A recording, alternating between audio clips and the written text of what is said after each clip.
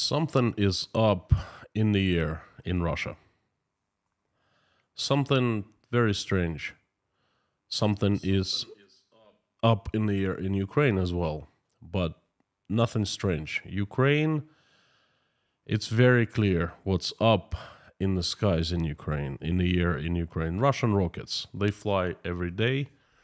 And in Ukraine, there's total war since February 24th, 2022. No mystery there. It's brutal, it's bloody, it's very brutally honest. People understand what they're fighting for their land, for their families, for their freedoms, and it's just. In Russia, on the contrary, people still don't understand what Russia is fighting for. The government changes agendas, changes goals, and it lies frequently. I'll just remind you of a few things, so you don't forget. Someone said it's not about the land grab way back in March. Russia doesn't want any land that belongs to Ukraine, part of Ukraine, and 6 months later that someone signed all necessary papers in Russia that, from a Russian point of view, was making, from the Russian laws, was making 4 provinces of Ukraine part of Russia. Someone said there will be no mobilization in Russia because Russian army is professional and all goals of this thing can be achieved by professional servicemen. That someone 6 months later signed a presidential decree and announced mobilization. No Russian conscripts serving in the special military operation, someone said. The very next day, Ministry of Defense of Russian Federation said on the contrary that there were some conscripts fighting in Ukraine, and other things like that. So, and this is where we are standing right now, in early January 2023, with a very strong gut feeling that something is up in the air and something will go down in Russia very soon. Howdy, everyone. My name is Konstantin. Welcome to Inside Russia. This is the channel where I give you daily news, updates, events that are happening in Russia. My takes, views, and angles. Usual Russia explained by the unusual Russian. That's me. I used to call myself a usual Russian, but I think that's a bit misleading. I am an unusual Russian. So today I continue the stream that I started yesterday, that I did yesterday, and the stream is about total war and mobilization, large-scale mobilization in Russia, that I think is right around the corner. In yesterday's stream, I gave you quite a few signs, small, large ones, but those signs, they kind of form a big picture in my head, and this is why I think that something is gonna go down. Well, a few things were left out of the picture yesterday because simply it's such a large topic, and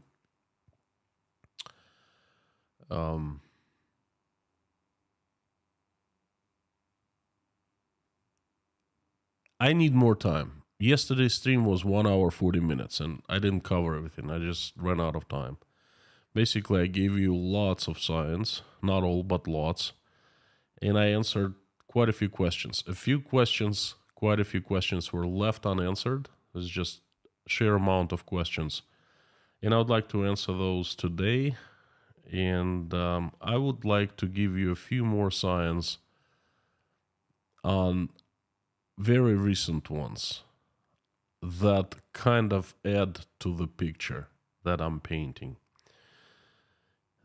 I'll start with this. I have a gut feeling that something is up. Something is up in the air. Something is gonna go down. And gut feelings usually don't lie. They're the most honest thing that we have. This is how our body reacts. I guess it processes information on a conscious, subconscious level better than we process it in the brain. And before we make a decision of something, we sometimes get a gut feeling. So I'm having this gut feeling, and I trust my gut feelings. Even if you didn't watch my yesterday stream, even if you just joined today, and if you didn't learn the 18 signs that I gave you why I think a total war is coming and global mobilization in Russia is coming also. Even if you fresh off the boat, so to speak, I'm gonna give you a few more signs right now that are big enough on their own to kind of give you a hint what is coming. All right. Couple things showed up on the news yesterday and today, and well, I just caught them today. And let's, without further ado, I'll jump into the science, and then not gonna be many, just a couple minutes. But I think you will understand significance of them, because that's what I'm about to say is important. And then I will start answering questions. A very strange thing happened. Well, it kind of it falls into the logic of things, but from the point of view of a regular person, this thing is very strange. Vladimir Putin 2 days ago signed a decree, presidential decree or order. I'm not really good at like the documents that he signs. He signs a document allowing to use civilian hospitals to treat wounded soldiers, servicemen, personnel, wounded in the special military operation. Now, so you understand a little bit about Russia. Russian army is like a country within the country. It has everything. It has a system of hospitals, education system. It has the special university schools, military schools for officers, higher education for military personnel. It has special departments within Russian universities where regular students get military training, basic military training, and some of them get their officer's status. So Russian army is a country, and it doesn't mix with Russian society. It provides for itself. Russian servicemen, they even have their own pensions. They don't mix with the pensions of regular civilians. And this is the first time in my memory that President of Russia allows to use civilian hospitals to treat servicemen. It tells me paints a very, very honest picture. There are two things. First of all, perhaps there are not enough beds in military hospitals. That's a possibility, but it's not very probable because, Russian army can easily add beds to the hospitals with no problem at all, I think. But the thing is, this decree is aimed at the future when there will be total war. And there's a legal foundation now for regular hospitals to be turned into the hospitals where servicemen are treated. This is a huge sign that something is up in the air and something is, going down in my country. And, it's right around the corner because steps are being taken. Moving on, another sign. Vladimir Putin ordered Minister of Defense Sergei Shoigu to personally prepare a report on the provision of troops participating in the special military operation.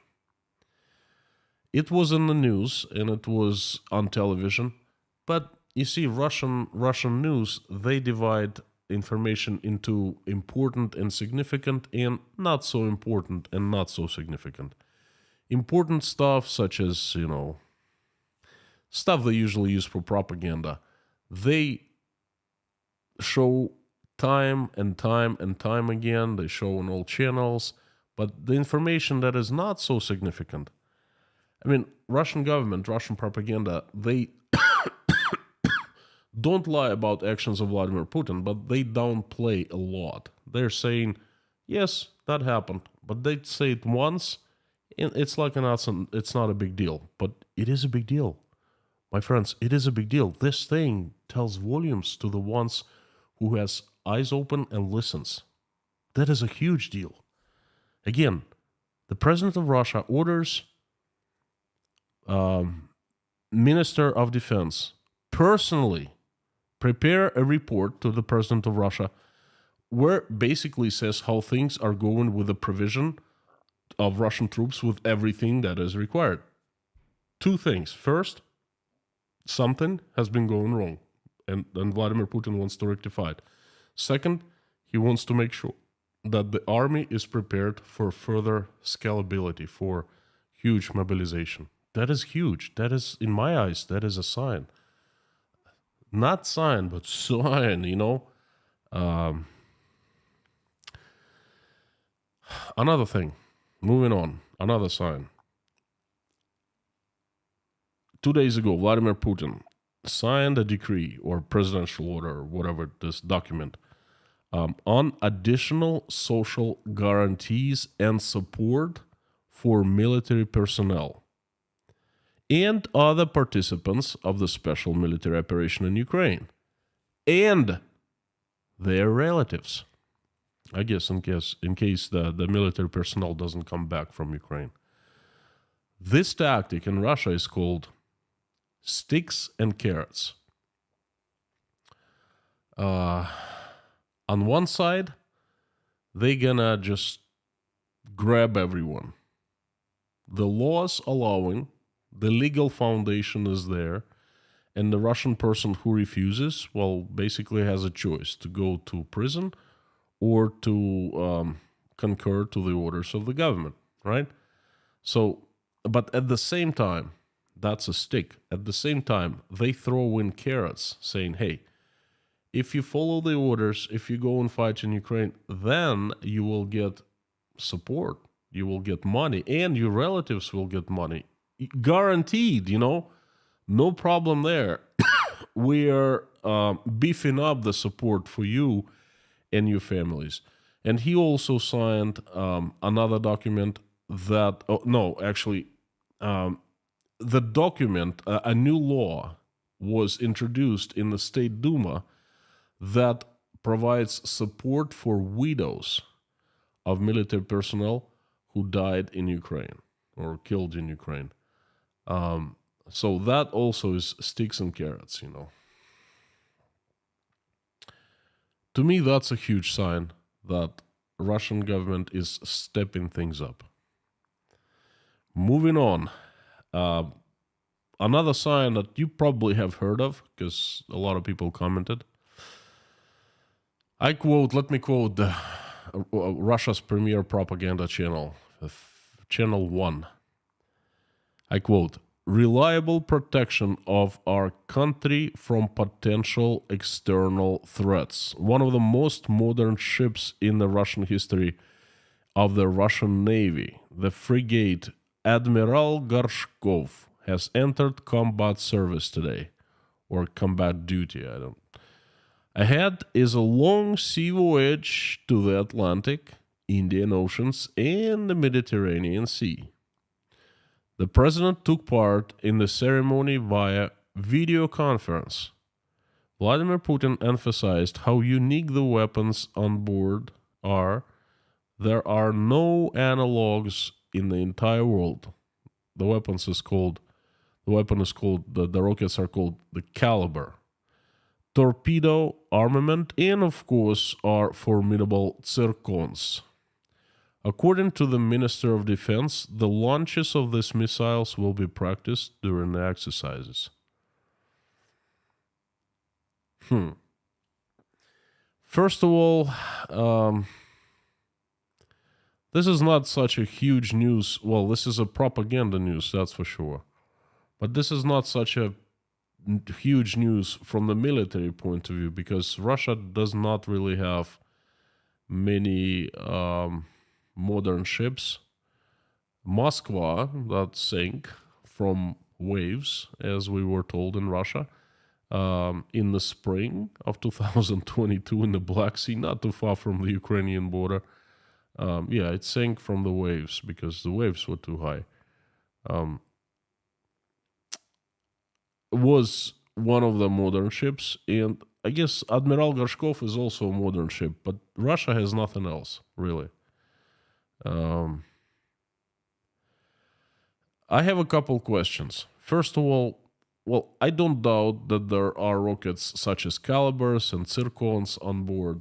Yeah, I doubt that there aren't any analogs, similar rockets in the world, but you know what, it doesn't matter. Couple questions. Ahead is a long sea voyage to the Atlantic, Indian Ocean, and the Mediterranean Sea. Interesting. The Atlantic, do they actually suggest that this ship might end up somewhere near the United States of America? Or just I'm making things up? The Indian Ocean is actually far from the Atlantic, and I don't really know what a Russian ship in this time of special military operation with Ukraine, a flagman, flagship, what it would do, go into the Indian Ocean just to hang out there? Really strange, and the Mediterranean Sea. Same thing. Well, Mediterranean Sea I can understand, to get into the Black Sea, but the Turks need to let the ship get into the Black Sea first. There are questions about that. And my second question is, Vladimir Putin took part in the ceremony via video conference. Why? Why he takes part in different events via video conference? Why can't he just go and meet people and take personal attendance in the events? To me, it sounds very strange, very fishy, and very, very unusual. The president is a public figure. A lot of people voted for him. And he's letting people down by hiding behind the screens. He has planes, very fast planes, and it doesn't take long to fly anywhere he wants to within Russia. So why doesn't he? That's fishy. Anyway, moving on. Another sign. And I owe another YouTuber. The channel is NY Prepper, Greg.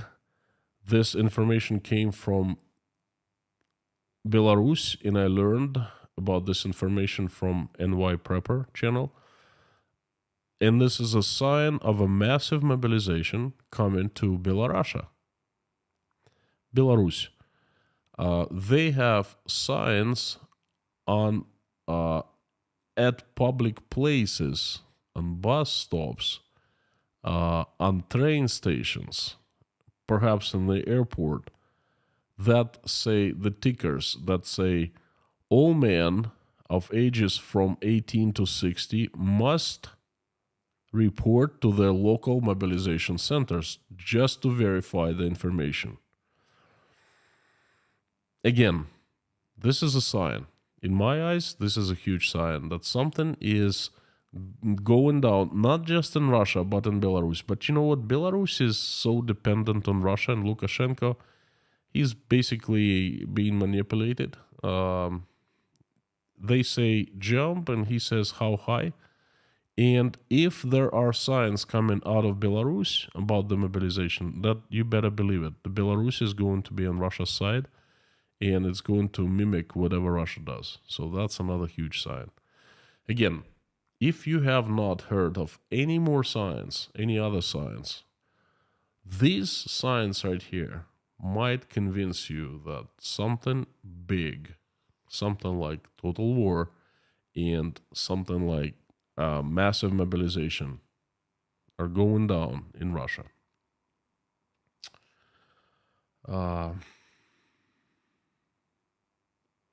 Anyway, I am convinced. I am convinced. My personal opinion, I think that it will not happen. I have not heard anything about Russian men not being allowed out of Russia today on January 5th. And the rumors were that this is the day X, January 5th. But Russian, Ukrainian intelligence busted it by making a public statement saying, hey, Russian men, get out of Russia before January 5th because this is when the borders will be closed for you. And of course, Russians couldn't allow that. If they did, it would mean that there are leaks of information everywhere. So it's gonna get done, but a little bit later. And that's from the government point of view, it's a huge mistake because the holidays are over. A lot of people came to Russia for the holidays in hopes that the government will not make a move, at least until the 7th of January. And a lot of people are going to be gone by the 7th of January, coming back to their new countries of residence. And if the government lets them out, not me, I'm not in Russia, lets them out, then they're out. Okay, they're not going to be subjects of mobilization. So my take is this will happen within 10 days or so. Watch anywhere from the 11th of January to the 13th, perhaps to the 15th. Okay, mark my words down. I said it in yesterday's stream. Mark them down, and then we'll come back in about 10 days. I think by the 15th, we will have things cleared up. Tomorrow, I'm going to give you my take on how this new massive mobilization is going to be organized. I will explain why this previous mobilization partially failed and how the new one will be so much more effective and so much more lethal for a lot of Russian men. But that's a subject of tomorrow's stream, Friday. Right now, I would like to turn on the comments. You see, I have not really delivered the message to you. I kind of kept on going about the science from yesterday's stream. I would like to turn on the comments, and I would like to answer your questions. I admit that there's a little screw up on my side. Somehow the comments from yesterday's stream were not recorded. They usually, I keep them saved, and I tried to retrieve the comments from yesterday, and I couldn't do that for some reason. I don't know why. I don't remember doing anything unusual on YouTube, but apparently something happened. And I would like to ask you, please, if you were in the stream yesterday and you asked me a question, if you did not receive the answer, because there are so many questions, please ask me again. Put your answer, put your question in caps and put inside Russia after @ so I see I have a higher chances of seeing it, and please post it again. Thank you so much, and I will jump right into the questions. I feel that we had a great conversation yesterday, and I feel that it's important. I got a couple insights from you yesterday from the comments. Let's continue. Let's do it again.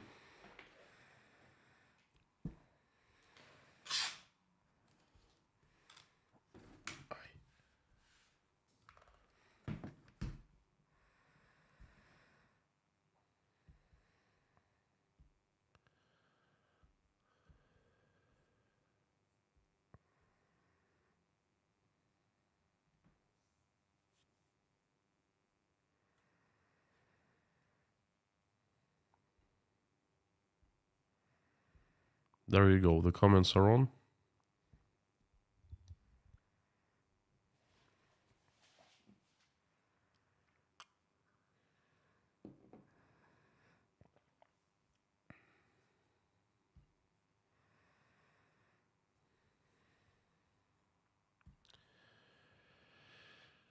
I'm making sure that I am keeping the recording of this chat, but that's what I did yesterday. It didn't work somehow. See, when I need it the most, it usually doesn't work.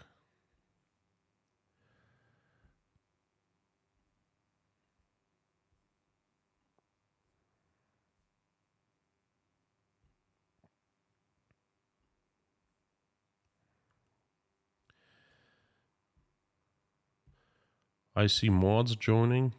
Miami and Lorna, the first ones. Thank you so much, ladies. Howdy, howdy. Harry Potman is here. Welcome back, Harry. Hope everything is well. Bob, Black Cat, Amir. Howdy, howdy. And Nightbot, of course, and the usual suspects. Thank you so very much for coming. Thank you. Let's have a good conversation. Without further ado, let's jump into the questions. Again, I'll be looking for the questions in cap and with a black, large, not black, orange box.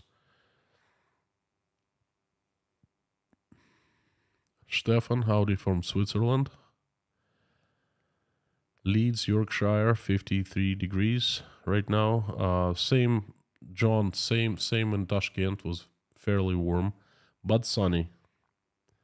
Went to the mountains today. Took my family. Was plenty of snow, plenty of sunshine, and plenty of warm air.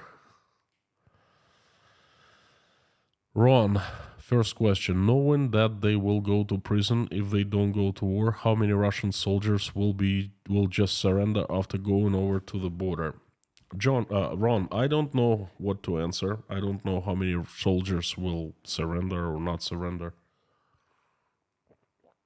But I have seen people here in Tashkent with this point of view. There was one guy, well, there is one guy. I've known him for 3 months. Great guy, comes over for breakfast to the Russian-Ukrainian Breakfast Club. And he is an owner of a large company with 200 employees. He has a production facility in Russia. Nothing with military. It's, consumer goods. It's been 3 months since he's been away from his company, and he says that he's going back after this January holidays for at least 6 weeks. He understands the risks, but he told me that I was talking to him. I said, "Are you crazy? You're gonna get mobilized?" Or he said, "You know what? My company is my child. I've been building it all my life. I have responsibility with people, with the employees. They rely on me, and I need to be there to make decisions. I cannot run the company 100% from here, from Uzbekistan. I need to be there for at least 6 weeks. And if worst comes to worst, if there's mobilization, war, they come and knock on my door, I will refuse to go to Ukraine, and I will go to prison. And this is my choice." And you know what? I respect that guy very, very much. You see, I have had my own companies, 3 of them, over the course of my life. And one of them was actually with quite a few employees, about over 50 employees here in Uzbekistan. And I remember, when you run a company, when you own a company, you have responsibility. You gotta. A lot of people rely on you. You have to create the product, sell it, and you have to provide for people who work for you, who help you create the product. Right now, I was employed for a large corporation, and I'm not employed anymore. It's just me, my family, and that's it. I make decisions for myself. It's much easier. But it's much more difficult when you have so much invested in terms of people having faith in you there in Russia. And that is a hugely, hugely Difficult decision. So, that guy in my books is a hero. Okay. I know that there are people like that in Russia, and I am really proud to meet them and call them my, well, they're not like my friends, but people I know, people I go out with, people I converse with, people I have a good relationship with. I'm really glad about that. So answering your question, Ron, there's a new sponsor, Lynn R. Welcome to Inside Russia. Thank you for joining the sponsorship program. Thank you for the support. And Gerald Martez, thank you so much. Every single dollar counts these days. Mr. Kaliskan, Merry Christmas from Chicago. Merry Christmas from Tashkent. And I hope you're having a good holiday season. Well, it's over in the United States. I hope you had the good holiday season. It still is happening here in Russia. Today is Christmas, by the way.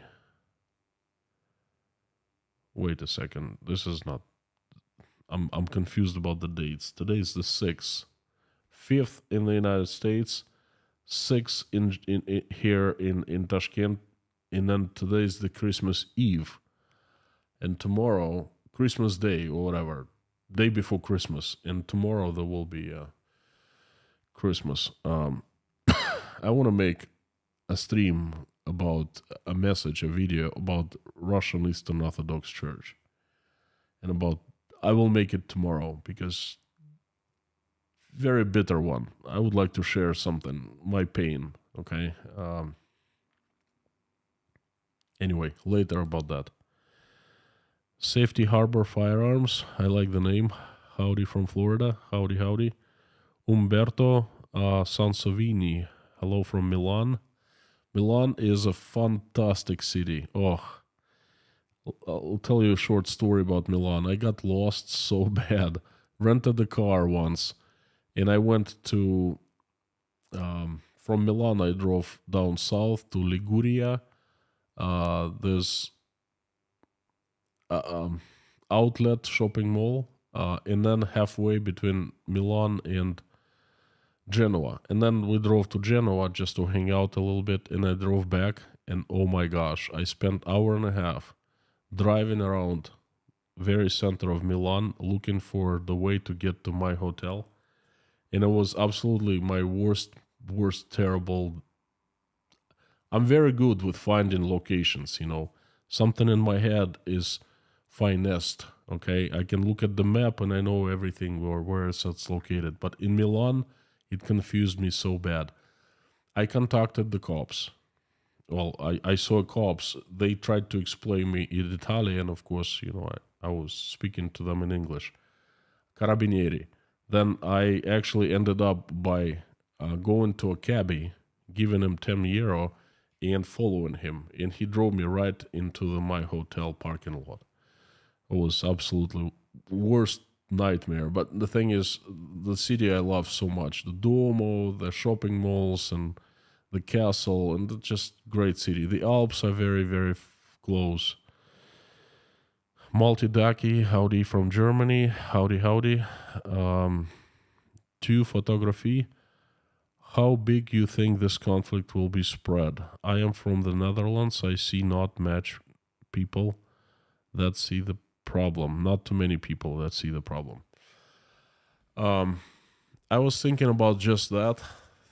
Thanks for the question. You see, I've been calling this the total war, Putin's total war, Russia's total war. Like I said, Ukraine is already in total war. It's been since February 24th. I think that this total war will be life-changing for Russia. It's been life-changing, you know, but it'll change the fate, the course of the country's development even more. And it's coming up. But for the rest of Europe, well, for the rest of the world, for Europe, for the United States, this is not total war. I don't believe that you will be in the war. I don't know. The minute Russia does something to NATO, it's gonna get strike back so bad. I mean, the Russian these people who are in charge, they know that. They know not to mess with NATO. They know not to use nukes, because that's gonna be the end of them. Physical end of them very soon, instantly. So I don't think this conflict will be spread too much. I think this is already has been spread between Russia and Ukraine, and it's not gonna be spread more than that. For Russia, yes, definitely. So many more hundreds of thousands of people will be involved in the future, but that's Russia. It's gonna stay in Russia. Ukraine, I don't think it's gonna change that much because Ukraine has been in the war already, and this is what I think. Thank you to photography. Black Cat has just given the sponsorship of Inside Russia to 5 people. Thank you, my friend. I appreciate it. Thank you.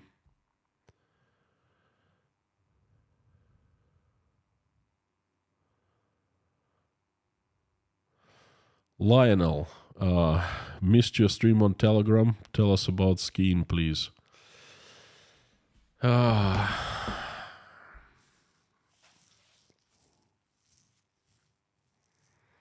Lionel, I think that this is not the right place to tell you about my personal experience of being on the mountain and having fun with my family. Saturday, there will be a live stream. I will explain what happened today. It was actually quite funny experience. I do streams for sponsors and patrons, people who support me, and this is how I extra thank them for their support. And this is what I'm gonna do. I'm gonna give personal details of today to you, and I know I communicate with you. I write you messages on Patreon, so come on Saturday at the usual time at 10 p.m. Tashkent time. So it's going to be evening for you, afternoon, late morning for the ones in the Americas. And we'll talk about them. Yes, I did the stream on Telegram, about 20 minutes, and it was pretty funny. The ones who watched it, I think they enjoyed. A+ Russian repost from yesterday. Hello, Inside Russia. Yes, please do reposts from yesterday. I got something at 1 p.m., but wanted to say thank you for sharing A+ Russian with the community. You're all very welcome on our channel. Well, Oля, no problem. You've been a very loyal supporter. You've come here all the time, and you did go an extra mile by translating people. When I did streams in Russian, like with Ukrainian and with New Year, I mixed Russian and English, and you translated Russian to the English-speaking audience. So I'm thanking you. Thank you so very much. Moto Tom for the club. Thank you so much. Much needed. Tomorrow's going to be a big meeting. I missed today. Obviously, I went to the mountain.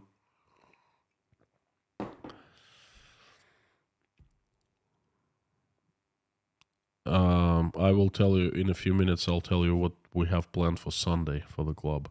Stat Musician, thank you so very much for your support. The Christmas season isn't over in the United States. The U.S. Catholic Church celebrates Epiphany this year on January 8th. It's moved to Sunday. We're still singing Christmas carols at Mass. Merry Christmas, Constantine. I didn't know that. Stat Musician, thank you so much. This is good news. I didn't know that I thought the holiday season is over on January 2nd.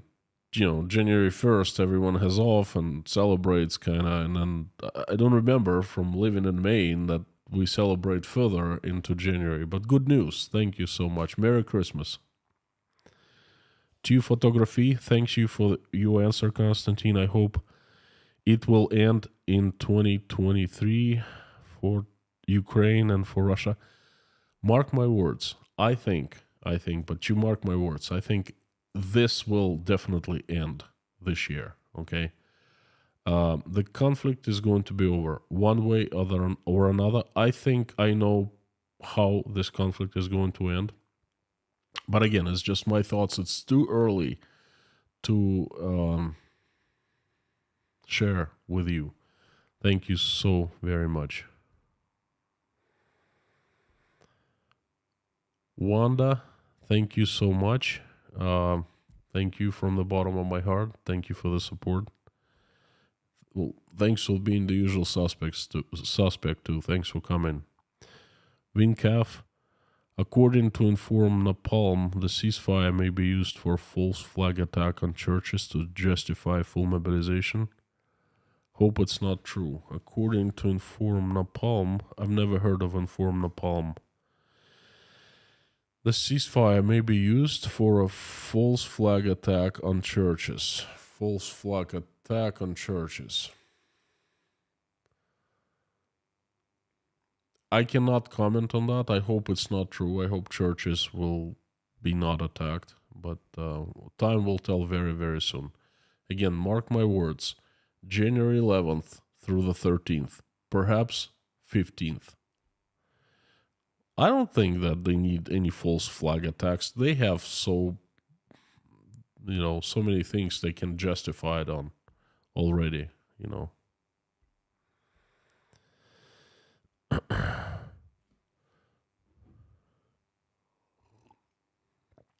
Elsha, how are they going to pay for all these plans? This is a great question. The way they've been paying for the past 10 months. You see, they think that Russia is theirs. Budget of Russia is theirs for taking. All resources of Russia is theirs. And they can use it in any way they want to. Because they're the rulers, they're the masters, they're the owners of everything. That's how they're going to pay for it. From our pockets.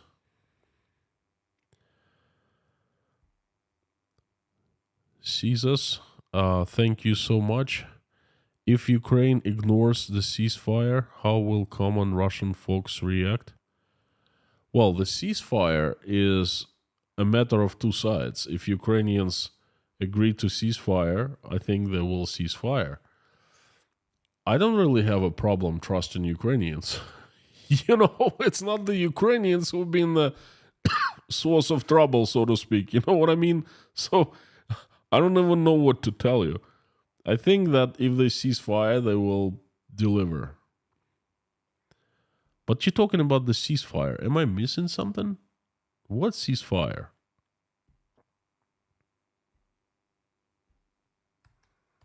I haven't watched the news for the past 6 hours. The Putin just announced the ceasefire. That's, 8 p.m. That happened, 3 hours ago?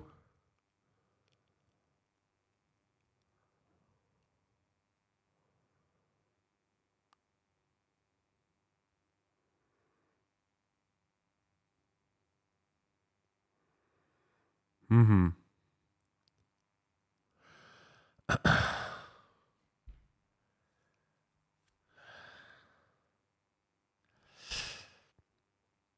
Well, let me tell you, my friends. I'm going to give you a little hint. There are so many things for me as a Russian person that are disappointing, and there are so many things that really break my heart. And one of those things is Russian Eastern Orthodox Church. Church is supposed to be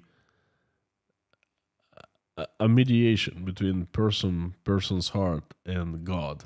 And that's it. It's not political. It's definitely not about money, not about business. I'm so freaking disappointed, When the Pope was asking to have a ceasefire on Catholic Christmas, on the Western Christmas, the 25th, Russia just didn't do anything. When Vladimir Zelensky was asking to ceasefire, they just ignored. But all of a sudden, the patriarch of the Russian church says, well, wait a second, we're Christian. We got a ceasefire on Christmas. I thought that all Christians are created equal. I thought all people created equal. Christians, Muslim, Buddhists, Jews, everyone.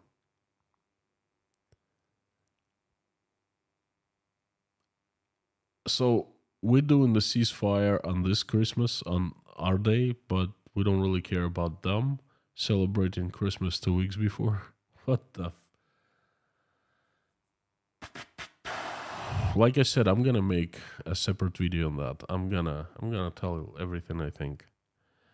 Very disappointing. Anyway, I take it where you asking me this questions. It just happened a few hours ago. I slept before the stream. I usually do a couple hours, and then I was preparing for this one, so I missed the news. I see the news now. What can I say? The ceasefire is always great. If Russian troops don't do any shootings, Ukrainians don't do it. I'm not sure whether or not Ukrainians committed. I didn't hear anything about that. Russians supposedly will cease fire. Just fewer people will get killed. That's as far as I'm concerned. We'll see what happens after, It's the catch-22 with a ceasefire. You know what? I'm pretty sure. I don't know what kind of... Well, I know what catch-22 is, but I don't know what this ceasefire about right now, but I have a bad feeling about this, okay? I have a gut feeling something's up. It's not pretty straightforward. Oh, ceasefire and that's it for a couple days. Something's up with that. Just so disappointing. Anyway, moving on to the questions. Angela McNaugh,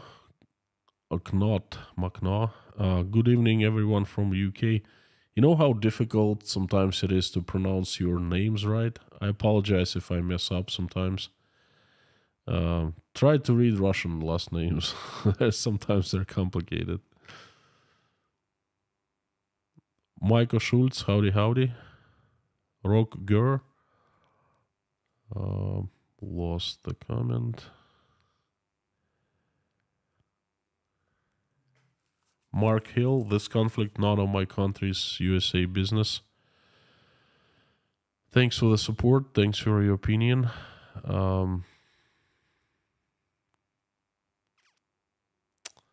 Shoot, I lost comments before Rudy Kaisley's. Move January 5th to January 7th. Not sure what you mean, Rudy. I saw you at the Telegram stream today.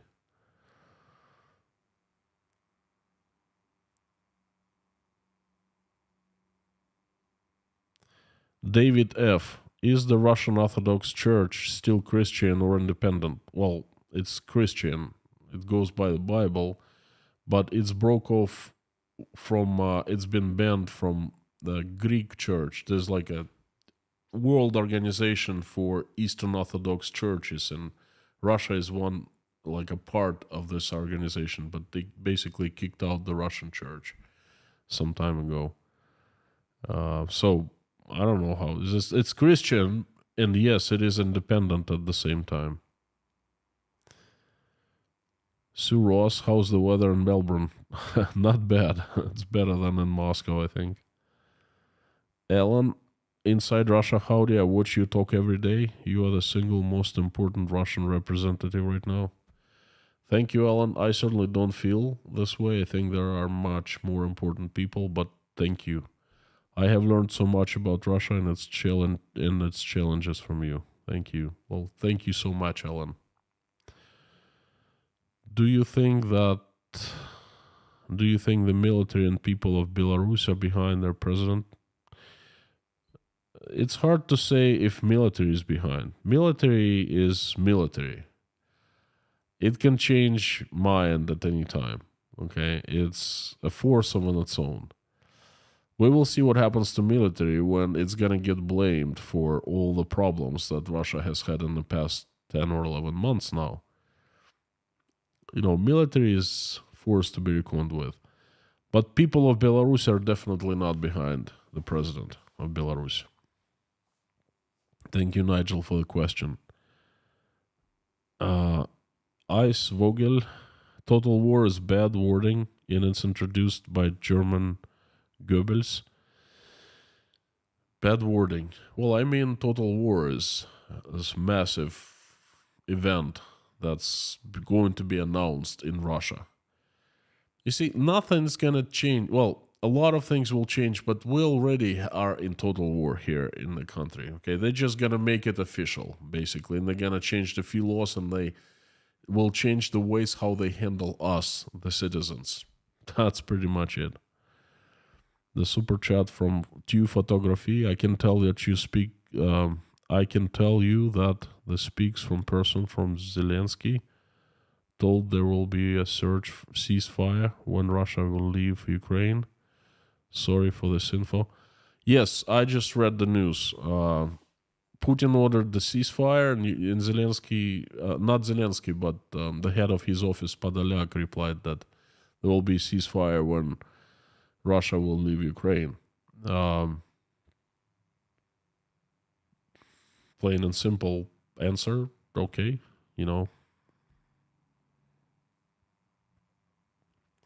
Ferrari guy, you might be interested in Nixon's last interview in early 90s when he predicts this is possible outcome for Russia if the West let freedom fail there. I think that the West failed Russia. The West did not... It's not the West failed Russia. The United States failed Russia, because if it moved into Russia, not militarily, but if it would help Russia set up the democratic institutions in 1991, this wouldn't have happened. Instead, the United States just left, and this happened. There's a great movie called Charlie Wilson's War. I suggest you everyone watch the movie. And, it's about how Charlie Wilson, being a senator in the United States, was organizing a military supply of advanced armament to the freedom, I can't say the freedom fighters, the Mujahideen, Taliban, basically, Osama bin Laden and the likes. And then they were fighting the Soviets. And watch, the very last closing scenes of the movie are most important. The Soviets lost the war in Afghanistan. They moved out. The Afghanis won. The United States supported. Afghanis also won. And then the United States cut all the support of Afghanistan. And Charlie Wilson was enraged. He said, wait a second. We are giving 1 million. We gave so much for weapons, but now we're cutting down the budget. We're giving 1 million for schools, for education, for our influence in Afghanistan. This is not right. And then he turned out to be absolutely right. This wasn't right for Afghanistan. You see what happened. Same thing happened in Russia. The United States won and left Russia alone. And this is what happened. Shouldn't have done that. Should have paid closer attention to what was going on in Russia.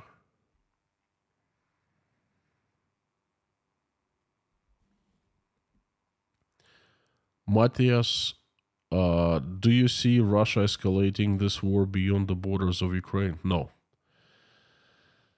It's already escalated to the point where Russia cannot deal with it. Russia is exhausting its resources.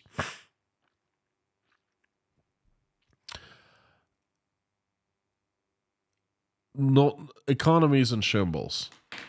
No money. No armament. The army is weak. The army is out of dated. Not modern, so to speak. Russia cannot fight in Ukraine. Russia is being pushed back gradually by Ukrainian forces.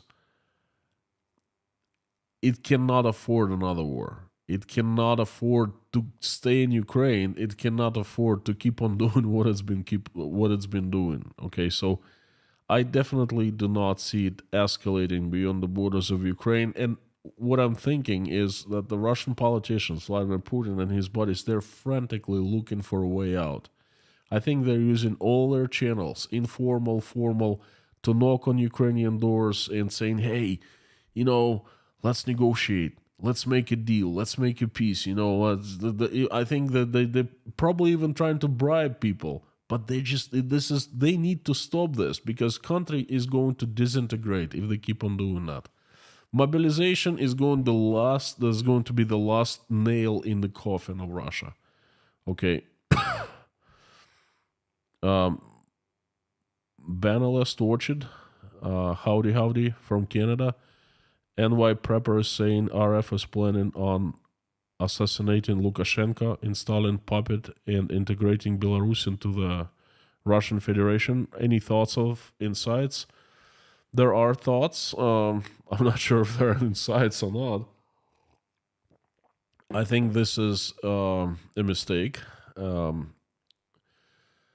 Russia, well, first of all, it's already is a part of Russia, Belarus, because there's a union between two countries that makes it one.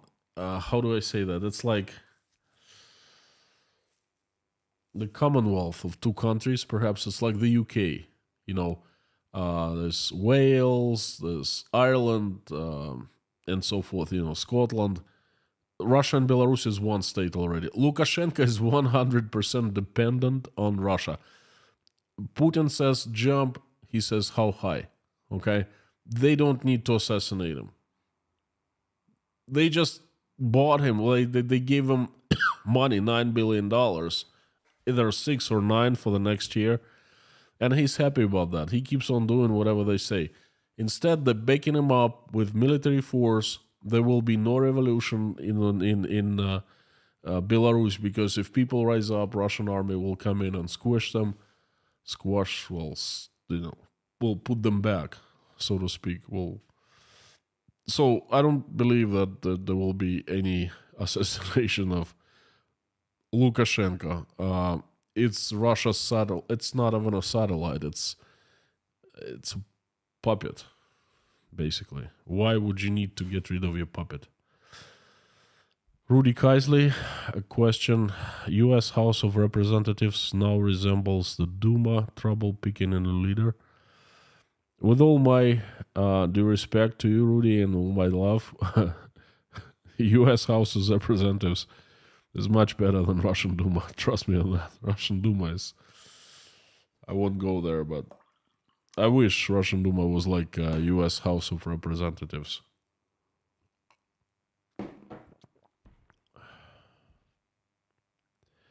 Caesars inside Russia. If the West failed Russia, why it didn't fail the rest of Eastern Europe? What kind of special treatment would be needed for Russia? A good question. Good question. I think Eastern European countries, they were more the USA oriented in the first place. And culturally, historically, they're part of European family of countries. I'm not a great expert on this question. It's just I'm telling you what I think right off my head, And countries like Poland has been a very close ally of the United States, well, also Czech Republic.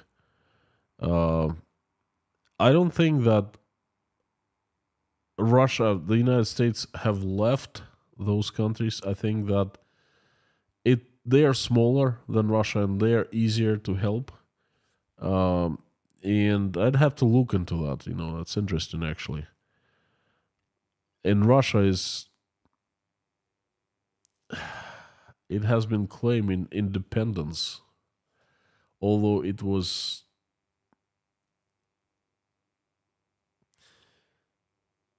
I'm trying to think what the United States would do. It would need to establish, it should have established some kind of mission in Russia. It should have worked closely with the Russian government. It should have had more influence upon Russia. It should have introduced or strengthened the democratic institutions. It should have educated more. It should have, I'm not saying it should have done a Marshall Plan. No, Russia had, a lot of resources to do it themselves, but they should have steered Russia into the right direction. That I think that they should have done.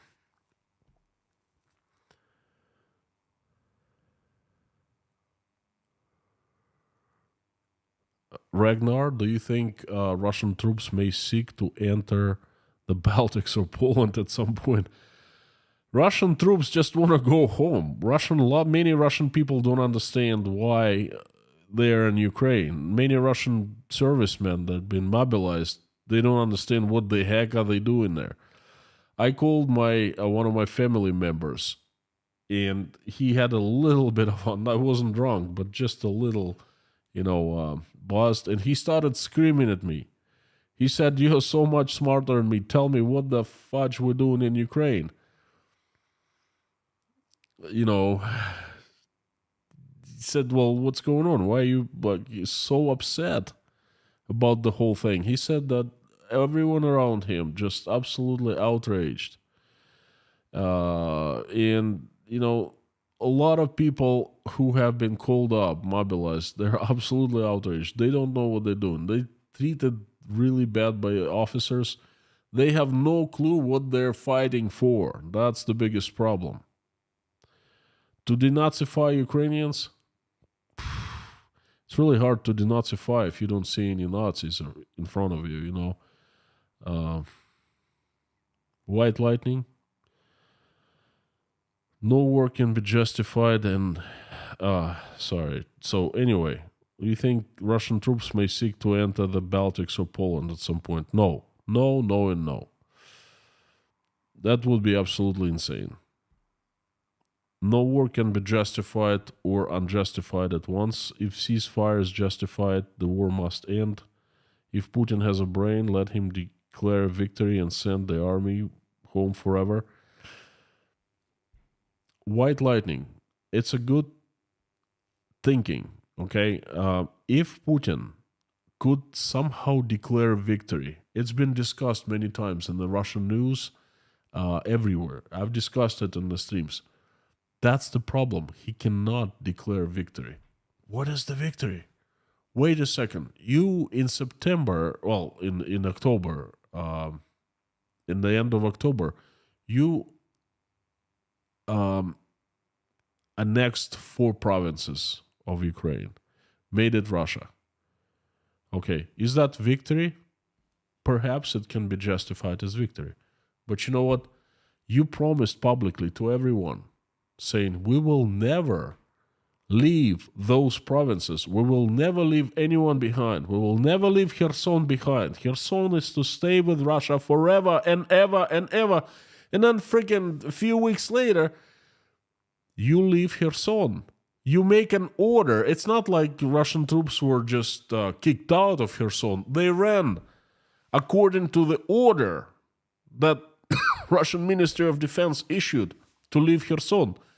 What kind of victory is that? And if Putin does a ceasefire and send army home forever, then Russians will just do this. They will say, wait a second. What the fudge? How many people were killed? For what? For our troops to go in for a walk? To hang out there and come back? What the... And then that's going to be the end of Putin on the same very day, I guarantee you. So that's not an option to him. He needs some kind of victory he can justify. But at this point, nothing can be justified as victory. And this is what I'm saying. He's frantically looking for a way out. I'm pretty sure he's sending his envoys. He's ready to pay billions of dollars to somehow end this thing, because his power and his life is at stakes,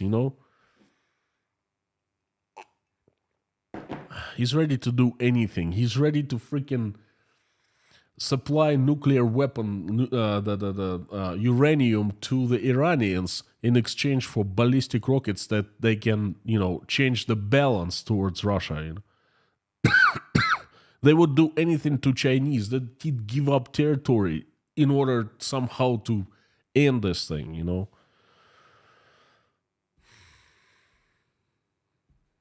Caesars, your answer leaves out the responsibility of the people themselves.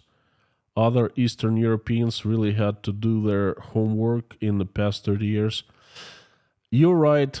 You're right. I left out responsibility.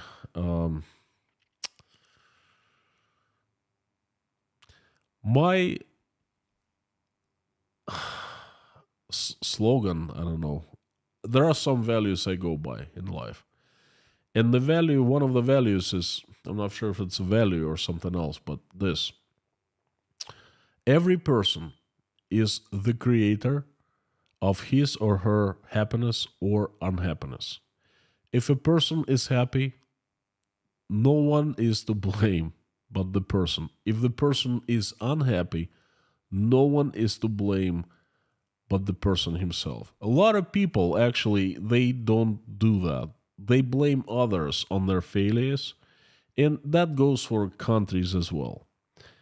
Of course, Russians are responsible for their own fate, but Russians have turned out to be fairly weak and fairly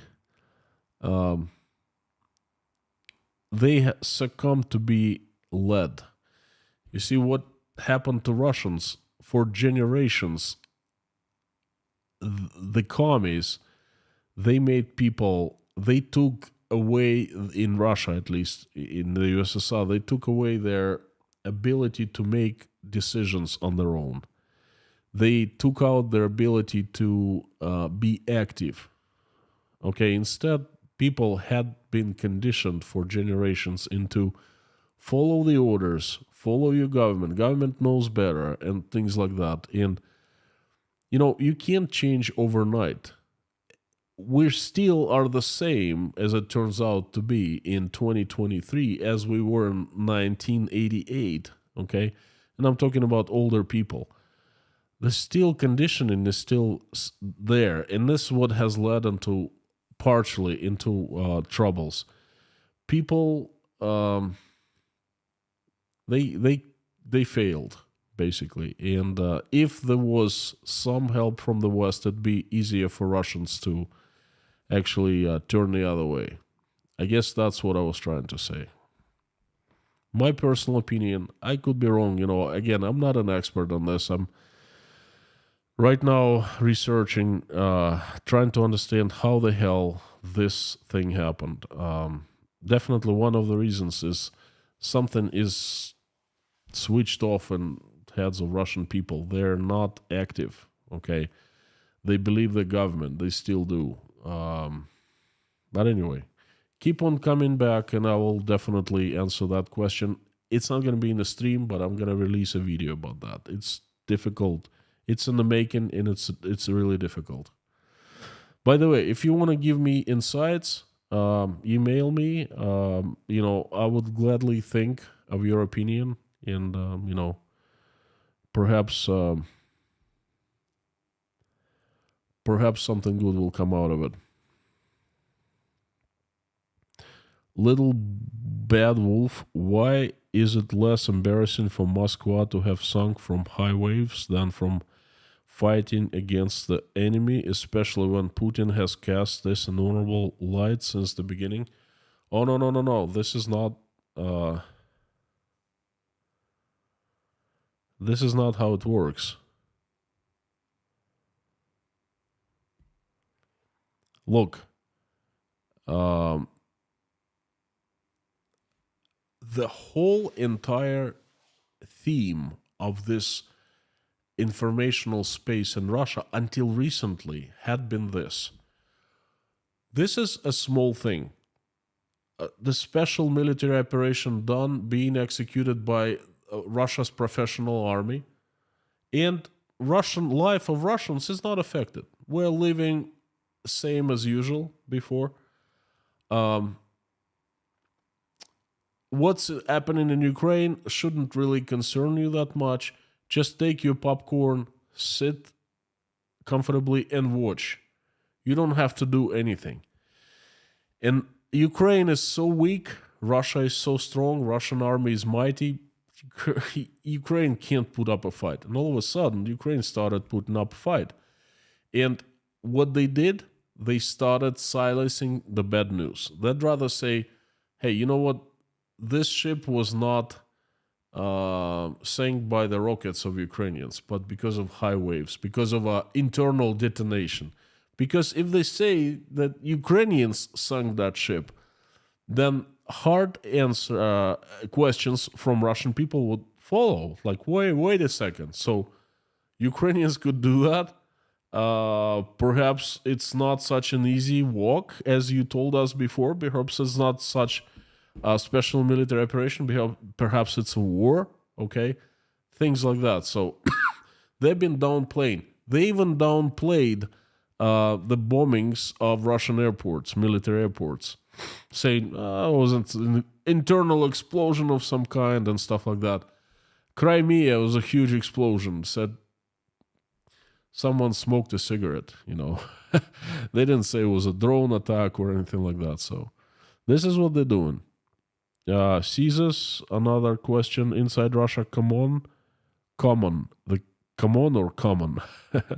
The Catholic Church is faster in changing. Don't quite understand.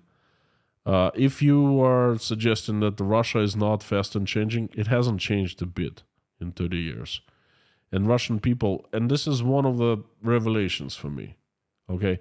I thought differently of Russia and the Russian people, but this event, they're opening my eyes, What can I tell you? I was thinking many things. I was thinking one thing, and now I'm waking up. I'm seeing things differently, okay? A lot of things are confusing, and I'm trying to get to the very base of things, to the very cause of things. But you have to be an expert in so many fields to do that. In field of psychology, in the field of military, in the field of politics. And I'm not an expert in those fields simultaneously. One of the things I'm trying to get down is, where are the roots of behavior of Russian people? What has led to them behaving like this? Okay. And again, I am just in the middle of this journey. I still don't have the 100% answer for myself. But I'm trying. And I'm pretty sure that I will answer one way or another. Not only I will answer, I will make a video about that, and I'll share my thoughts with you. So again, my friend, if you want to help me out, just email me your thoughts, and I will definitely consider. Black Cat, thank you. Ask your family in Russia if Channel 1 is broadcasting that Poland troops are in Ukraine and will be invading Russia. Inside Russia from Bob S. Well, are you talking about the broadcasting right now? No, they're not, because it would be all over the news. And whatever Channel 1 says, everyone just... Channel 1 says jump, everyone says how high, basically. And they're not saying that. But in general, they've been saying that Poland wants to annex part of Ukraine. Poland is absolutely evil. The Polish want to destroy Ukraine and so forth.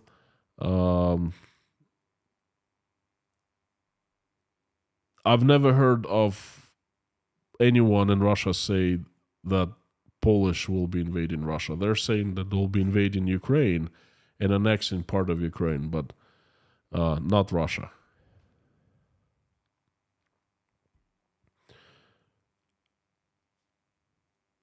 Riven Fleet, thank you for blessing us with your time and sharing your perspective. You may not be an expert, but you have a big heart. Thank you so much. I'm an expert on economy. I'm an expert on how to do business. I'm an expert on a couple other things. I'm an expert on Russian, and now becoming an expert on how Russian and Uzbek markets of generation, transmission, and distribution of electrical energy and heat work. I know quite a bit of history, tons of history of Roman, ancient Rome.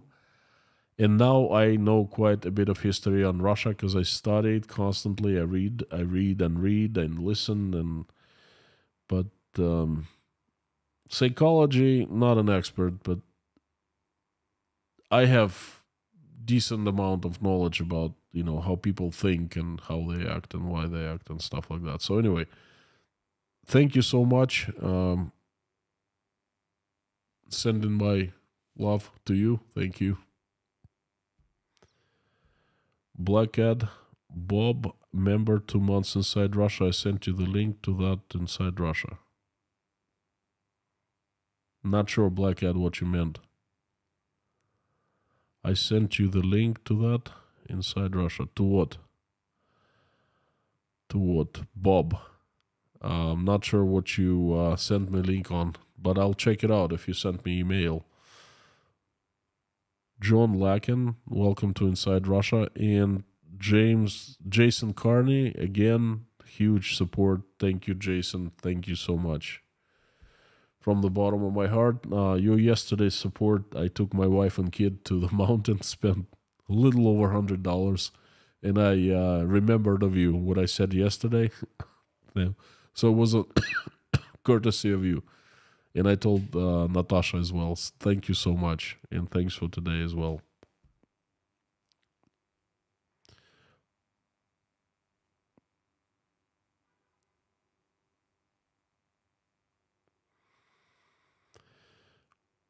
Palvier Flex, how will the other members of the STO, Russian NATO, react? React to what? To mobilization? Well, that's another huge issue right now. The STO, this Security Council group, Russian NATO, is falling apart. Armenia is threatening to quit. Kazakhstan is definitely threatening to quit. And then if anyone quits, then, it's falling apart. The rumors are Putin is going extra mile, trying to convince people, the presidents of other countries, not to quit right now. So they're not going to react to anything well, because things are not well within this organization.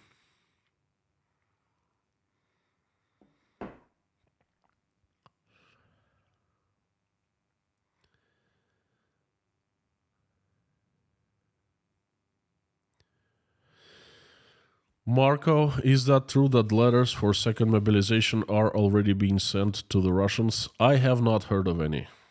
I've seen pictures of the printed letters, but I'm not sure whether it's true or it's fake.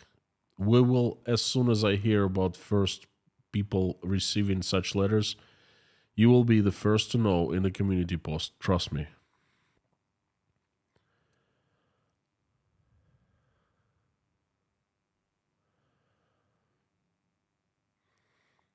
Mihai Ardelin. Hello, Konstantin. Do you think there will be a mass mobilization? My friend, you got me here. I've been talking about this mass mobilization for the past, in yesterday's stream, hour 40 minutes, and today, hour 20 minutes. So, and you asking me, a short answer, yes, it's around the corner. Mark my words down. It'll start in the period of time from January 10th or 11th through January 13th or 15th. So mid-January, this is when it starts. Jörg Asmussen, Poland is probably the new powerhouse in Europe, receiving mighty military involvements from the USA and UK.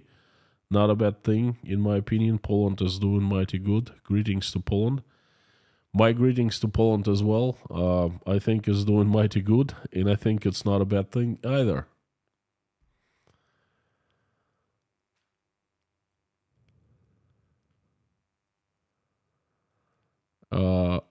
Oli Nielsen, if that was too easy, well, he's still well. I don't know what to say other than that. Brian Crook, Putin will not stop until he runs out of Russian people. That's a possibility, yes. I don't think he cares about Russian people that much. Putin will not stop until he has Ukraine at any cost. Thank you, David. I don't agree with the statement. He doesn't care much about Ukraine anymore. He cares about staying alive and keeping the power, his power. That's two things he clear. I don't know how to. I think I'm right here because there are two things he cares about: to live for as long as possible and to be the president, to be the center of absolute power in Russia for as long as possible. Everything else is non-significant now. Things were significant before because there was not a threat to his power and to his life, but things are different now, and these things are number one for him.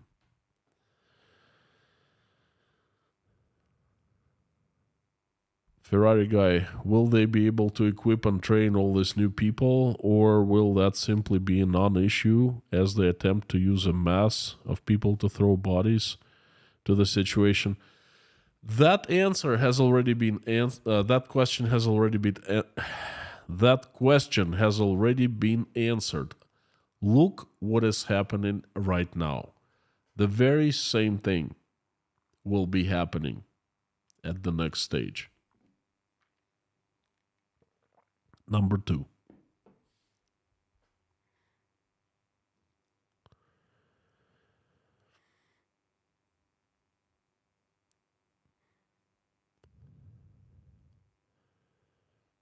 Thorn Cup. Hey Constantine, have you seen the proposal of the Netherlands to annex Russia? Real funny video. I have not seen the proposal of the Netherlands to annex Russia, but you know what? I hand down agree with that. I'd go with that, no problem. Sam K. Constantine, have you tried honey in your tea as a substitute for the lack of sugar? Oh, Sam, I cannot stand sweet tea any longer. I used to like it a long time ago, but I've been drinking non-sugary, non-sweetened tea. When I put sugar, all the taste is gone. This is like drinking whiskey, like, people who really appreciate taste of whiskey, they compare one whiskey to another, and then they always drink at room temperature. They never dilute it with water and stuff like that. And then they appreciate the taste. Okay, not the alcohol that knocks you right out, but the taste. And this is what I do with tea. I drink for the taste. I really can feel like taste different, like, for example, English breakfast and Darjeeling whole leaf and Assam whole leaf, So all these teas are different to me. And adding sugar would be making just destroying everything in tea. So no, I have not. Well, I tried it before, but I know what I'm doing, and I really enjoy. I'd rather not drink tea at all if it's sweetened. I'd rather drink like hot water than tea. Thanks for giving me heads up for that tea dehydrates me. I'll be doubling down on water, clear water besides tea. Michael Schultz, IKEA uses festival called Knut, throw an old Christmas tree out of the window. That always at January 8th. Thank you so much, Michael.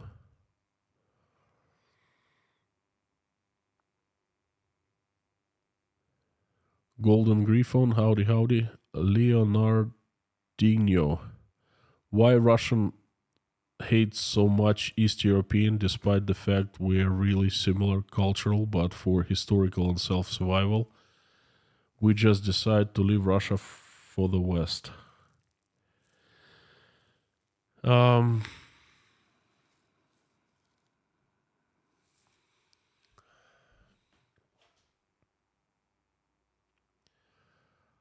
I don't see any hate towards Eastern Europeans. I've never seen any hate. Disappointment, yes. After the USSR fell apart, well, 10 years after it fell apart, we didn't care for anyone. We just were trying to survive ourselves. But then, as Russia started becoming bigger and wealthier, we started talking more about the Eastern European bloc countries. What really is the problem is the uh, empire mentality that many Russians have.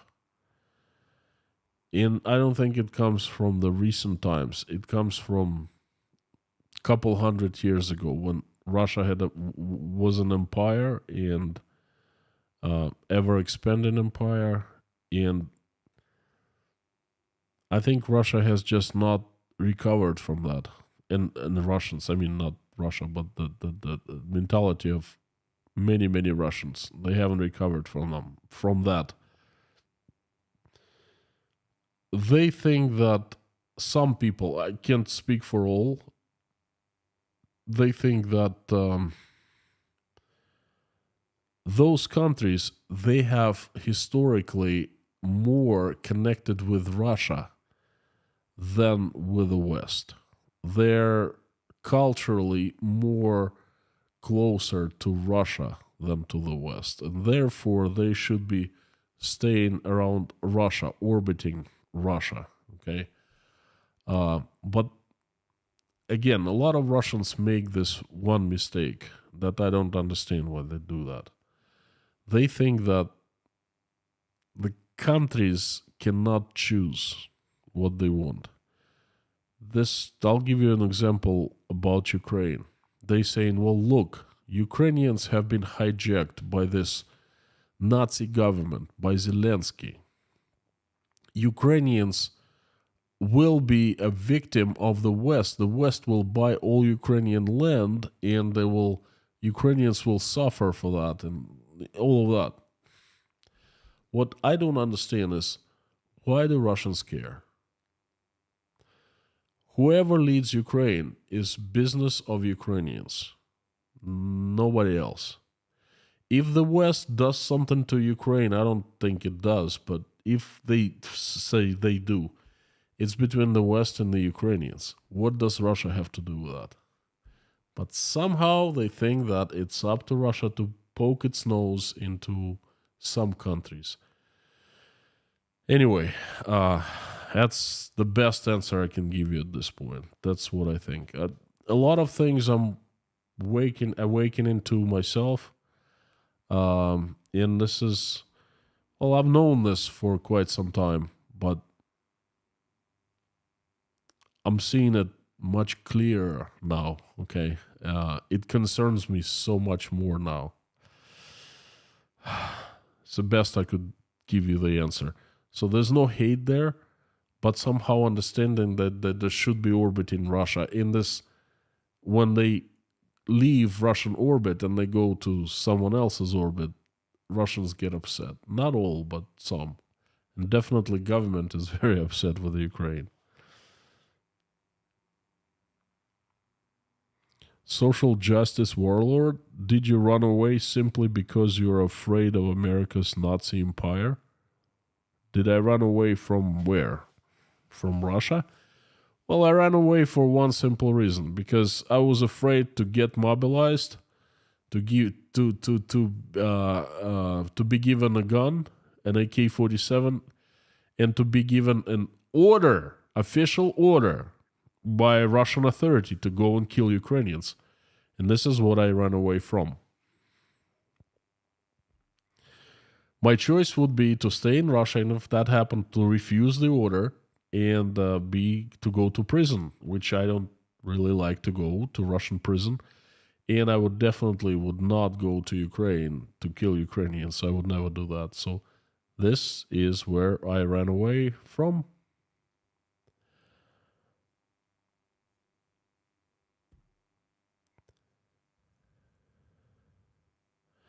Inside Russia, the dissolution of Hungary and the post-trauma is the good parallel to that Russian feeling of lost provinces.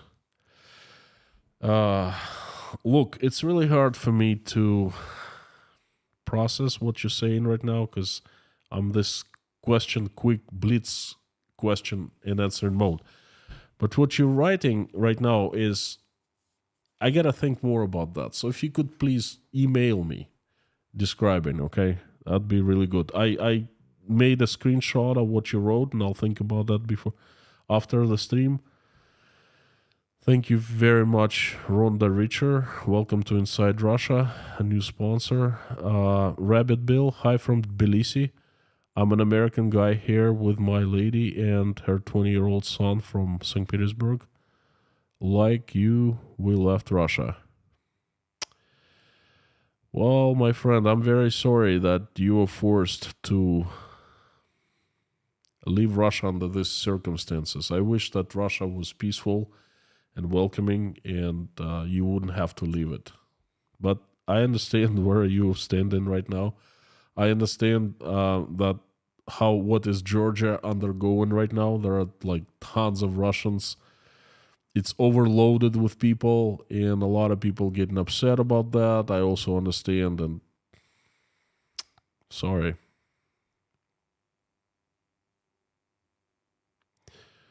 Golden Griffon, howdy. Diana Smith, I find it impossible to see what they hope to gain by any of this.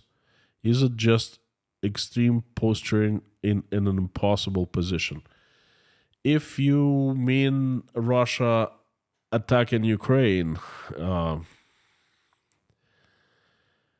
now, Diana and everyone, I'm going to give you a very short explanation of what has happened in Ukraine.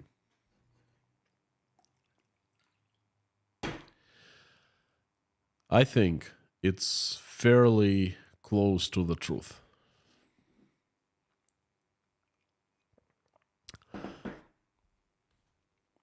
Vladimir Putin has always had a thing about Ukraine. Not other countries, not the Baltics, not Moldova, not Armenia, Uzbekistan, Azerbaijan, not all the post-Soviet countries, but Ukraine.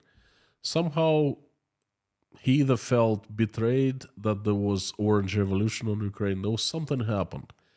And he was paying very close attention to Ukraine. He was thinking that Ukraine needs to be part of Russia, or just like Belarus, okay?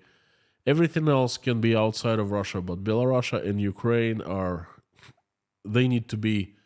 the control of Russia need to be exerted to the countries. And then Ukraine started drifting towards the West. And what happened in 2014 was a huge drift to the West. And then Donetsk, Lugansk happened, Crimea happened, all of that. So we get to February of 2022, and there's a clear understanding that Russia is about to lose Ukraine. Forever and ever. Ukraine is going to become a part of the West, and there are rumors, there are talks that Ukraine will become a part of NATO. If Ukraine becomes part of NATO, then Russia can forget about Ukraine forever and ever, okay? So therefore, Vladimir Putin has this information that Russian army is very strong, Ukrainian army is very weak, Ukraine is very pro-Russian, Ukrainian government is hated by Ukrainians, and all Russia needs is to execute very short, bloodless military operation. Not war of any kind, but Russian troops would need to get in there, and then they will be welcomed by the Ukrainians, who obviously hate its government, right? Zelensky would run away to Poland and would be there in exile. No one would care about that. And the Russians would install, for example, Yanukovych back, saying, hey, he's a real, or a puppet president or whatever. And that's it, would go back. I think this was the original plan for this. So now, who provided Putin this information that Ukrainians didn't like its government, that Ukrainian army was weak, that Russian army was strong? Obviously, it was a mistake after mistake after mistake, wrong information, okay? And then the decision was made based on the wrong information. Why? What are the proofs of my point of view?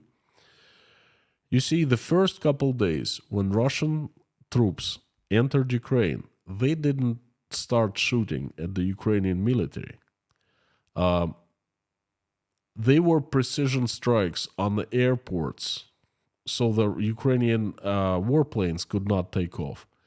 And then Russian troops, they would come to Ukrainian troops, and then they would openly say, hey, dear friends, this is not against you.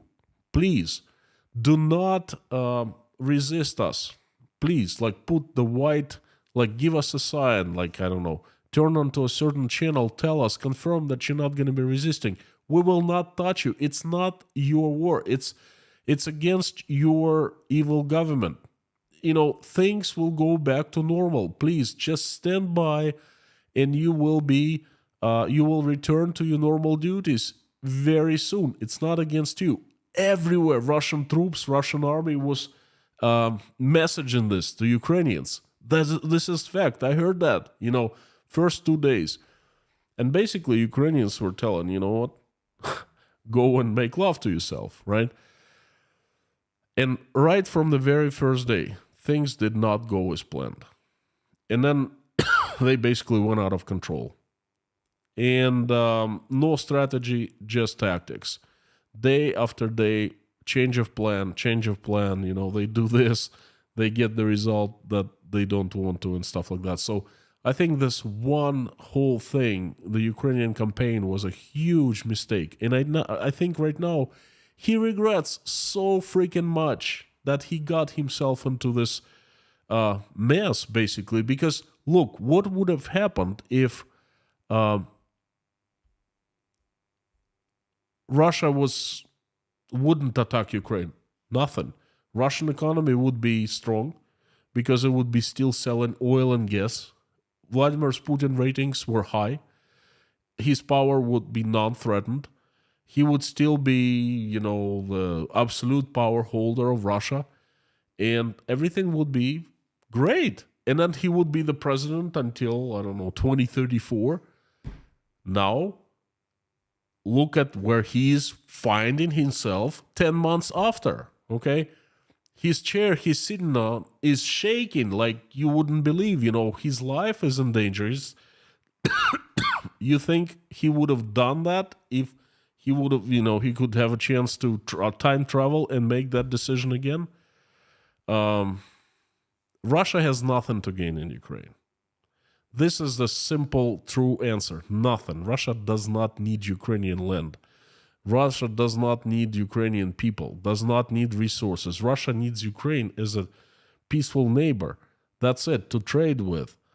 It has nothing to gain through this campaign. Nothing.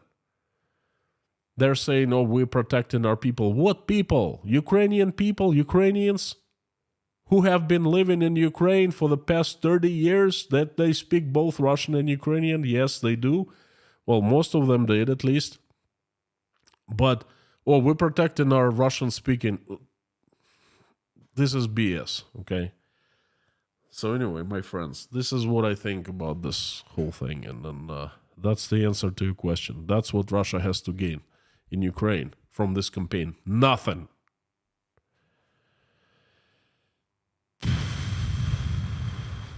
Alvin, I'm sure you're right, not me. About what?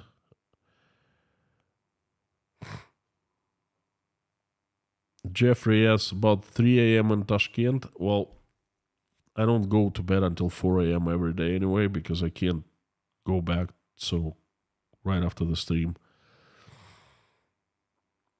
Brian Krug, how can Russia become a democracy politically? That's a good question. I'm working on that, If I had the answer, I don't.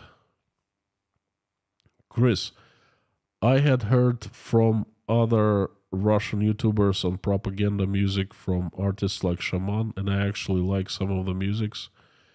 How should I feel about that? Do you find that offensive?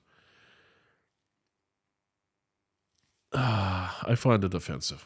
It's my personal decision. I don't listen to this. I find letter Z offensive. I find some songs offensive. I find memorabilia offensive, signs offensive. But this is me. I'm a Russian citizen. How should you feel about that? I don't know. Feel any way you want to. Chris, who am I to tell you how to feel? I can only share how I feel, and I can't stand that stuff. Mods, yes, I'm sorry, it's been a long time. It's just another very eventful, questionful stream, you know. How can Russia become a...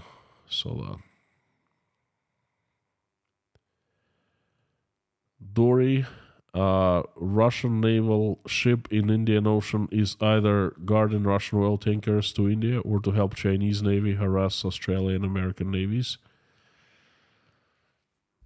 Perhaps.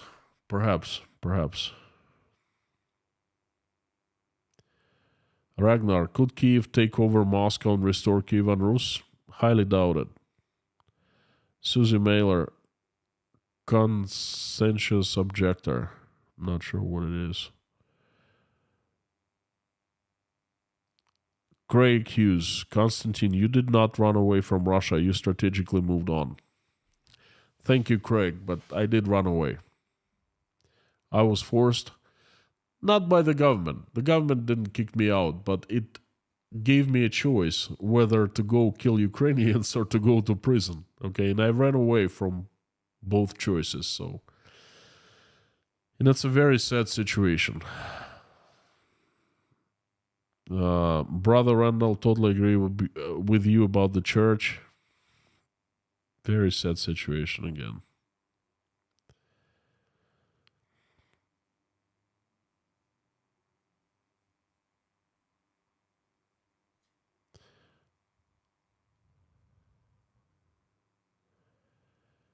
Pie in the chat. 2 days ago, you talked about the Balvenie 30 years single malt. Hope you can take a sip.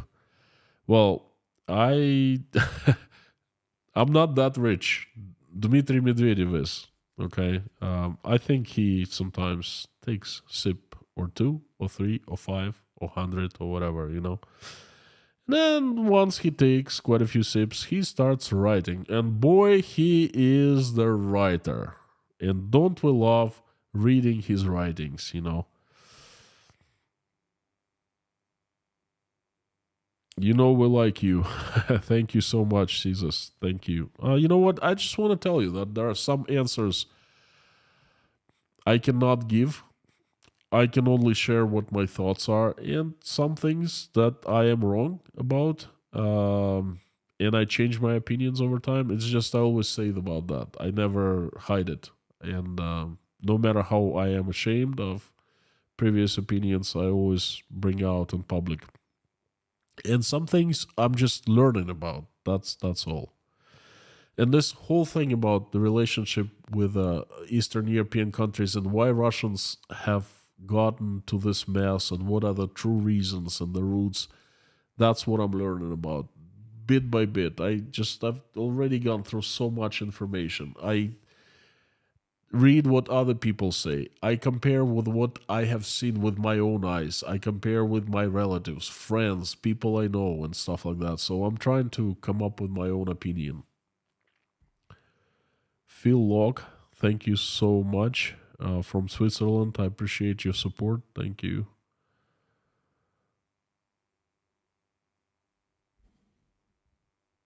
Howdy. Big struggle with my mom home. Lars, well, we pray for your mom every day. I never forget that you asked to pray.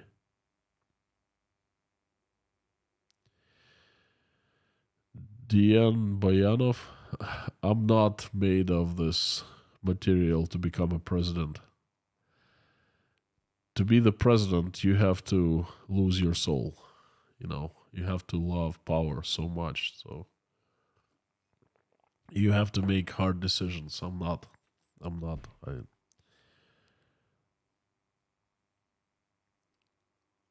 Sorry, I will. Don't be sorry. That's okay, Caesars. You know, I would really like to converse with you about that, what you wrote, because it's interesting. That's very challenging to me, for me.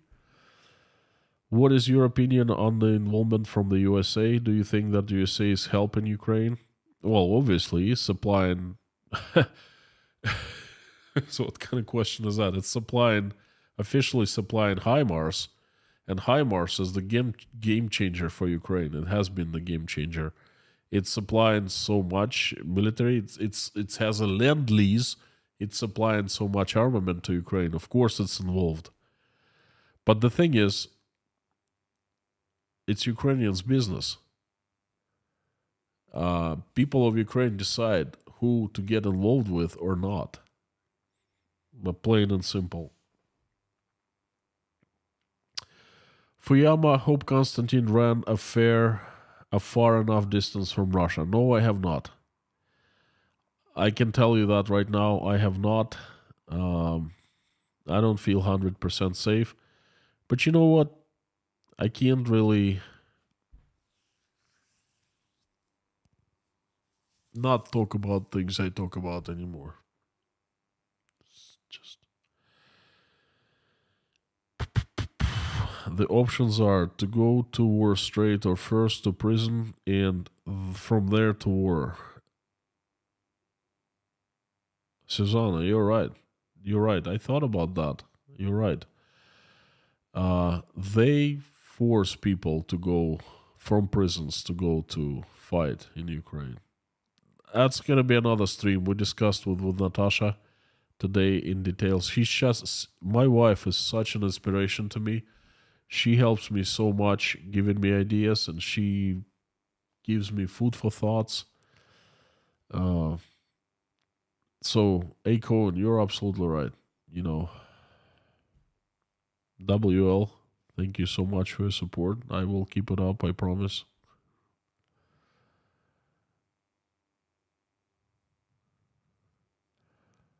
Darren Parsons, you'd be given a gun, have to buy it yourself. No, I'd be given a gun. We can't buy guns in Russia, you know. Not sure if the gun, some guns they give are like, 30, 40 years old. They don't shoot, but people are given guns. Fact checker, Putin will never ever give up. Expect a bloodbath in Ukraine. We will see.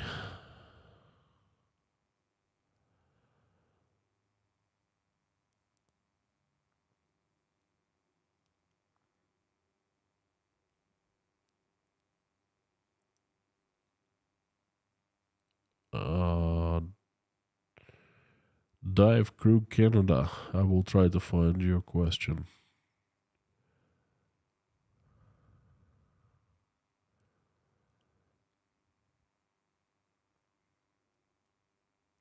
Thank you, wonderful people who acknowledged. Much appreciated.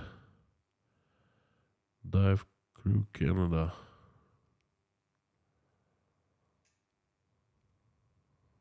Nope, cannot go that far.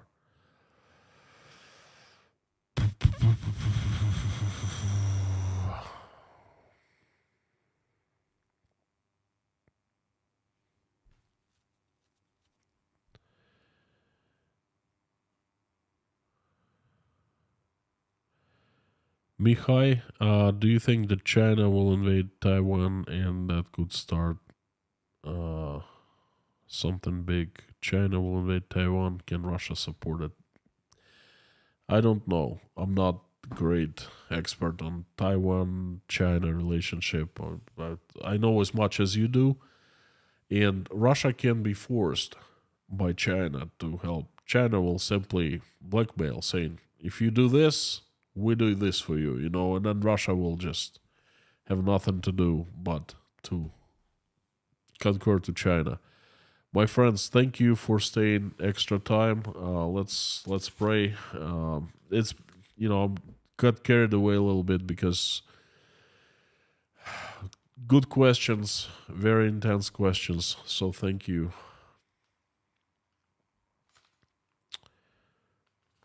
Thank you. Beam M, thank you. Calvin. Mods, thank you so much because I know there's so much pressure on you if I stay longer. Anyway.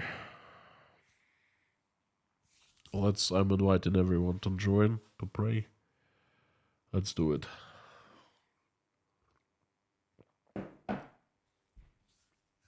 Dear God, thank you so much for giving us this day.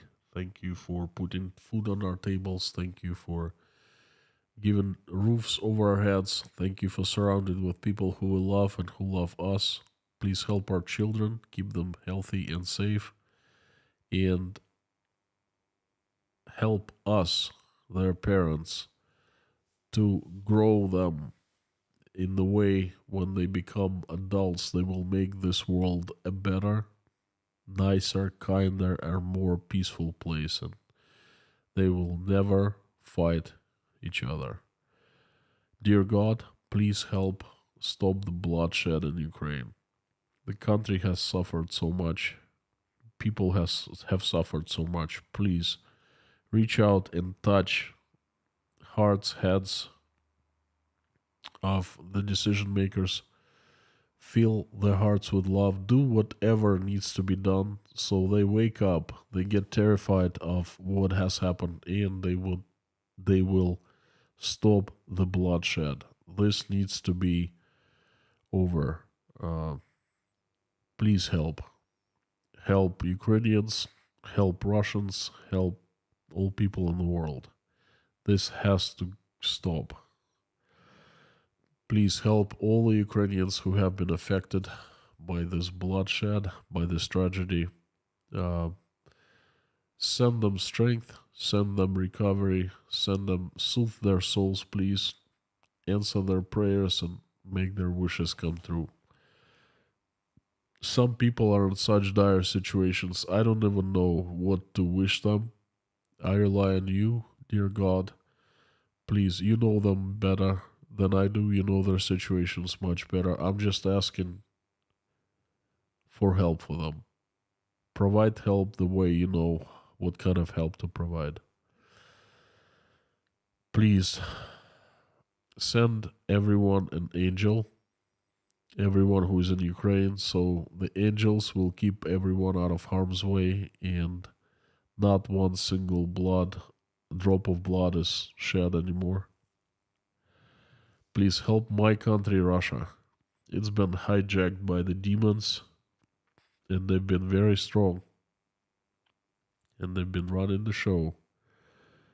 Please send the army of your strongest angels with sharpest swords, led by Saint Michael, to get rid of them and make angels and good people run my country so it's peaceful and respected and right and good.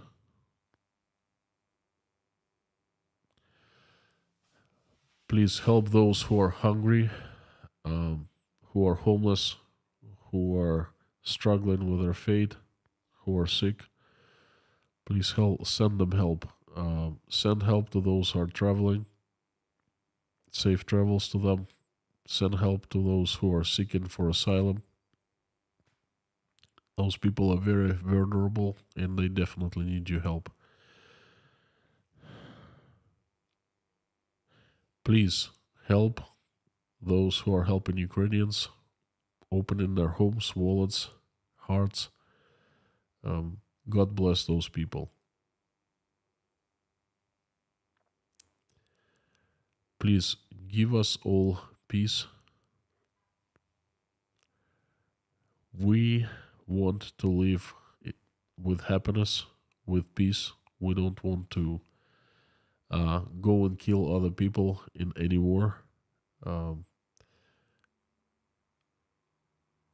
Use your power to reach out and touch the hearts of people who are responsible for tragedies, who can make decisions to stop and reverse such tragedies, wars, conflicts.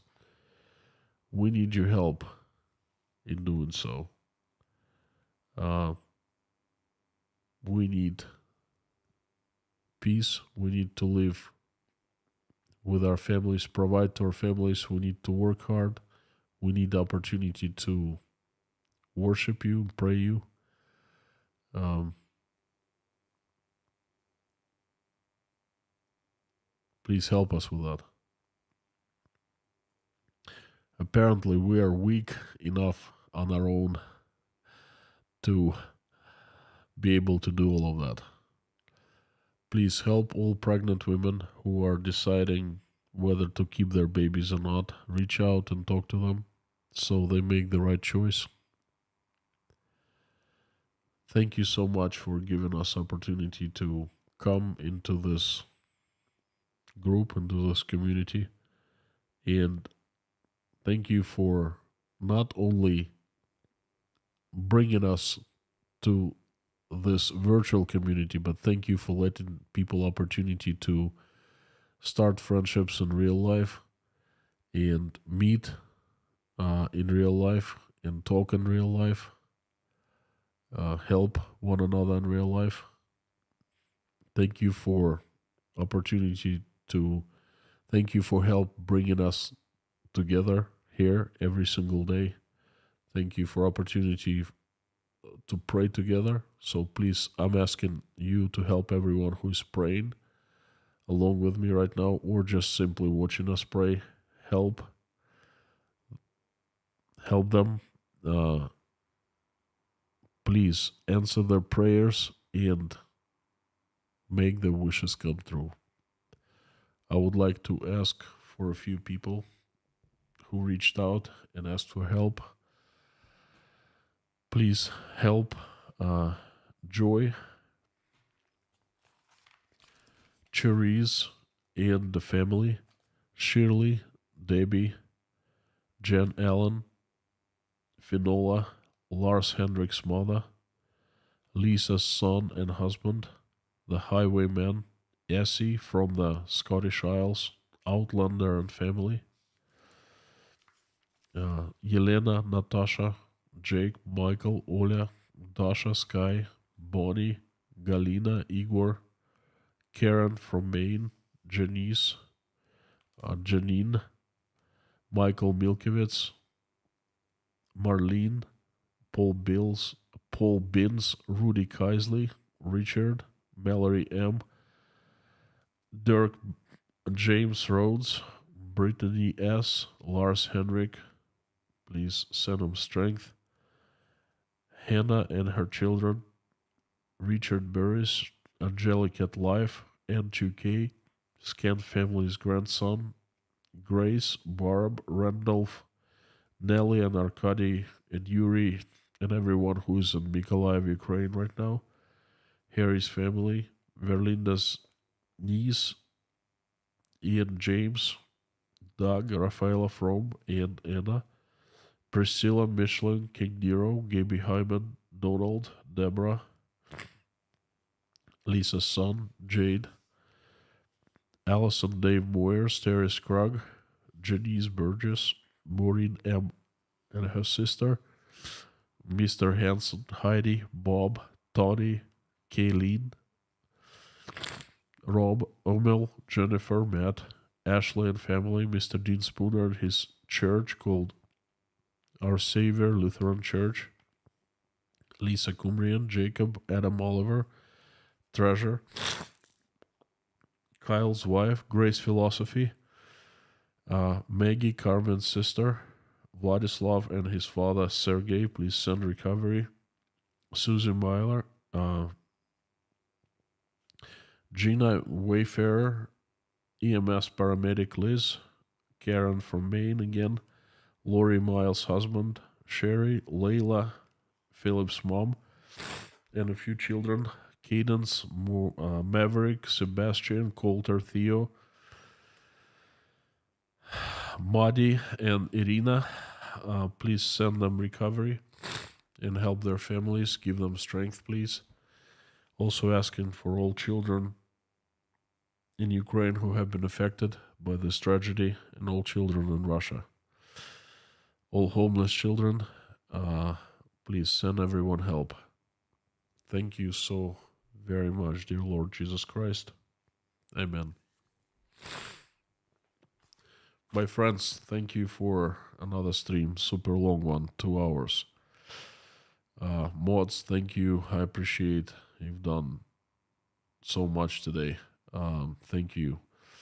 There will be a stream tomorrow on how I think that the mobilization will unfold. That is coming. So it will be another message. Thank you so very much for coming. You're absolutely awesome and you rock. Please come back tomorrow as well. It's going to be an interesting message. And Carthago delenda est.